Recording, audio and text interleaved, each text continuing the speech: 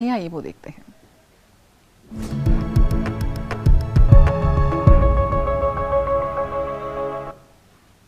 Lockdown के दौरान किसानों को राहत देते हुए राज्य की महाराष्ट्र सरकार और कृषि विभाग ने एक अनोखी पहल की है, जिसके तहत अब किसानों को बुआई के लिए बीज, उर्वरक आदि चीजें अब सीधे खेतों पर मुहैया कराई जाएंगी।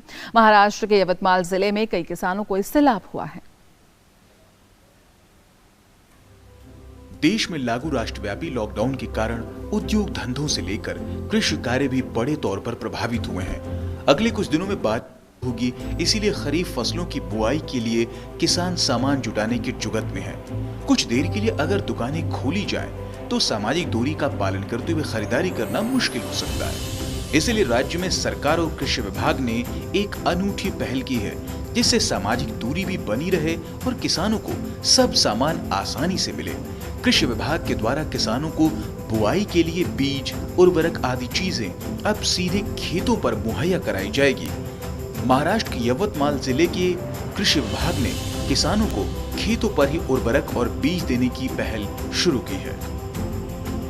कोरोना प्रतिबंधक उपाययोजना म्हणून कृषी केंद्रावर गर्दी व्हावी नये म्हणून शेतकऱ्यांच्या शेताच्या बांधावर कोरोना के चलते कृषि केंद्रों पर भीड़ न उमड़े, इसलिए किसानों को बीज और उर्वरक सीधे खेतों पर पहुंचाने का नियोजन हमने किया है।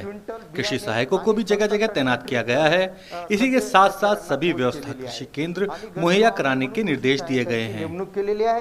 सॅनिटायझेशन आणि सर्व व्यवस्था कृषि केंद्र चालकांनी ठेवावी अशा सूचना देण्यात आलेल्या आहेत। कृषि विभाग के वाहन प्रतिदिन किसानों के गांव में खाद और बीज पहुंचा रहे हैं।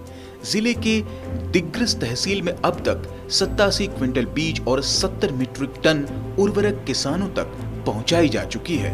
कई किसान इस पर संतोष व्यक्त कर रहे हैं। कोरोना की श्रृंखला को तोड़ने के लिए कृषि विभाग द्वारा की गई पहल सराहनीय है और यह किसानों के समय और श्रम को बचाती है और कृषि केंद्रों पर भीड़ भी नहीं होती। यवतमाल से आनंद कसंबे की रिपोर्ट, डीडी न्यूज।